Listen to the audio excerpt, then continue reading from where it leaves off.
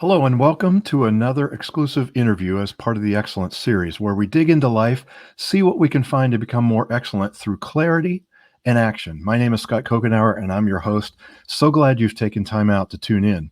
Now, my guest today is Joe Lalonde. He is a staff writer at Comic Book Chuck. We have no idea what that is. We're going to find that out. Lives in Muskegon, Michigan, and has always had a desire to grow and see others grow, which is why he became or why he created jmlalonde.com. This is him right here, but I have him live. So let's pull him up and let's share the screen. How you doing, Joe? Hey, Scott, I'm doing well. Thank you for having me on. Appreciate this. No problem. It's my honor. You're doing quite a bit of things here. So let's get started by getting to know you a little bit. Where did you grow up? So I grew up in a town called Muskegon, Michigan. I like to say it's one of the hidden gems. We're, 5-10 minutes from the shores of Lake Michigan. It's a beautiful big lake, amazing area to live. Yeah. So you're still there. You never left home, huh? Never left. It grabbed me. It didn't grab my siblings. A lot of them have left, but I've stayed. I can't ask for anything better. We've got the lake. We've got the various seasons. It's just beautiful here. Yeah, that's great. That's great. Now tell me about Comic Book Chuck. That's on your LinkedIn profile. What is that? Yeah, Scott. So I do a couple of different things. You've already mentioned my website. So Comic Book Chuck is a comic book website that I write for. Recently joined up with them. I have a day job too. I'm an IT manager. Okay. So I've got my hands in a lot of different things. Yeah, you do. You do. But it seems like your heart is in helping people grow and develop, right? Oh, most definitely. It's something I've been doing for, the last 21 years. I got my start with our youth ministry at my old church. And, I've been interested in leading ever since. Really got into it when I worked at Family Christian Stores before they closed down. Yeah. And, it's just a passion of mine. I want to see people lead well. I want to see people, do the right things for the right reasons. Now, you write a lot on leadership. I think on your website, it's called Real Leadership, REEL, taking the perspective of leadership from movies. How did you get started writing it from that angle? It was a long journey because on this development journey, I actually stopped, partaking in entertainment. I cut out music, movies, TV, because that's what the books told me to do. Yeah.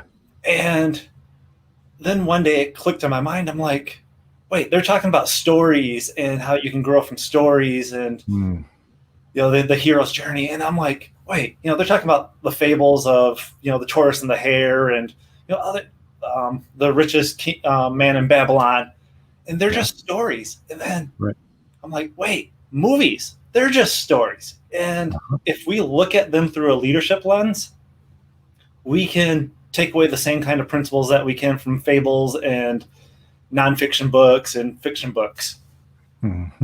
So it's a really interesting way to look at leadership and personal and professional growth, because most of us have seen the movies you're referring to. So you're building off a common association already right from the bat, not something way out in left field, which is pretty cool, right? Yeah, I think so. I mean, I was listening to a podcast the other day. They had John Maxwell on there. He was talking about his favorite movie. So, everybody watches movies. Everybody, has their little guilty pleasure of, of watching that movie that nobody likes but them, Yeah, right. And in these days, it's more binging on Netflix and that sort of thing. So, which can be dangerous. So, there has to be some give and take in, how much you partake in the movies. But, if you balance it, you can learn so much from movies. What do you wish, now think back to when you started, what do you wish you knew when you started that you know now? In the leadership journey, or any journey, but Whatever you. I just, I wish I would have known that a lot of people don't have the organization's best interest at heart. Oh, Well, and I say that, but it's because they're looking out for themselves and going, what can I get out of this whole relationship? mm-hmm. I remember, working in youth ministry, and we had parents that wanted to protect their kids. So it was, I'll join the youth group and become a leader, but we're going to do it my way so my kids can be safe. Okay. I've seen that in, the business world too. And it's like, I got to protect my reputation. I've got to make sure I look good. And, if the company suffers because of it, so be it. Yeah. That's, thankfully though, I think because of what we've gone through in 2020, I think there's been a resurgence of authenticity, not a resurgence, maybe an acceleration toward that much, much more. How has that realization shaped what you do in your writings or in what you do during the day? I think it shaped everything. It was like the basis for me starting my website. Seeing this bad leadership, it made me not want to be that, and it wanted me to help other people realize that they don't have to do that either. That leading can be a mutually beneficial relationship, and so that's what jmlalonde.com is all about. It's just sharing the insights that I've learned. Insights from other people, from their books, from great people like you, Scott. I think you've actually guest posted on my site at one point. No, that was a while ago, isn't it? It's been, we've been connected for what, like 8 years? I know. Wow. I got to get back into that. So they say that we become the average of the 5 people we spend most of the time with. Along that vein, who are the people who have been most influential to you? Say maybe 3 people. Okay. I'm going to kind of go in like this weird reverse order. So they're going to be like the farthest from me to the closest. Okay. And, Dan Miller, author of 48 Days to the Work You Love, he helped, get me started on this journey, realize that I could write and share what I have with other people.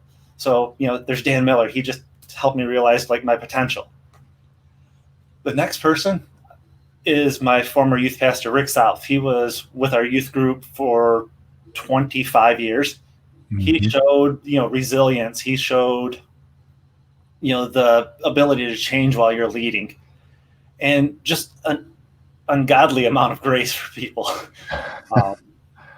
And then the last one, closest to me, my dad. He had such a huge influence on me. Sadly, he passed away 3 months ago. But even on his deathbed, he showed me what leading a family is all about. Wow. He was asking me to take care of my mom and, wanted to make sure that all the bills were paid. And he's gasping for breath. And this man's telling me, hey, take care of mom. And I think that's what leadership is all about. It's making sure others are taken care of. Wow. What a trio, man. Youth pastor, your dad, Dan Miller. You could see how things shape, right? You could see how relationships shape us. Yeah. And the influence. Tribute to your dad. He's still living. Those watching or listening on the podcast know about your dad and are sensing now, if they go to jmlalonde.com, the what you express in your writing is largely his influence, and so he lives on. That's a powerful thing. Now, as we continue to navigate our way out of the effects of a pandemic and all that, what do you think is one piece of advice you would give to those listening to today? There's been so much we can learn from this pandemic. Yeah. I think the biggest thing that we need to learn is that we just got to be ready and willing to change and adapt to the situations around us. I just talked with a lady named Rosalind on her podcast about remote work and how so many organizations have had to shift and adapt to sending people home, working from home. And, in leadership, you're always changing, you're always adapting. So just don't ever forget that. Take that away and keep working on your willingness and your ability to change. Mm-hmm. Mm-hmm. Well, that's great advice. It's going to be the individuals in the organizations that don't adapt who won't have a choice. It'll either be adapt or go away, right? Yeah. I mean, and we've seen organizations go away. Yes. And I want to, it's here's a great example of adapting and changing. We've got a great chocolatier in Grand Rapids, so about 40 minutes from us. It's a place called Mokea, and their shop is so small they couldn't have anybody inside their store. So what they do? They didn't shift to just online sales. They changed and adapted. They cut a hole in their front door, put in a window that they could then start serving customers that way. It's all about changing and adapting to the situations at hand. Perfect example. That's great. So where, other than, I'm going to pull up your website, other than JM Lalonde, which is JMLALONDE.com. Is that where we would find you? You're on LinkedIn, all that? Yeah, that's where you can find me. That's the easiest place. If you look up at the top, you've got my social media channels up there in the upper right-hand corner. Mm-hmm. We're up here. Click on any one of those, connect with me there. And, always love meeting new people and connecting with, Great. people. Great. And maybe I'll reach out to you and do a guest post. I don't know if I have anything worth saying. I'd love to have you back, Scott. Okay. Well, Joe, we wish you all the best, and I hope we can have another conversation down the road, talking about the wonderful world of post-corona adaptation. I hope that comes soon. Me too. Well, blessings on you. Thanks a lot. Thank you, Scott. All right. This has been another exclusive interview as part of the Excellence series, where we dig into life and see what we can find to become more excellent. My name is Scott Kokenauer, and I'm so glad you've taken time out to tune in. I'll see you on the next exclusive conversation.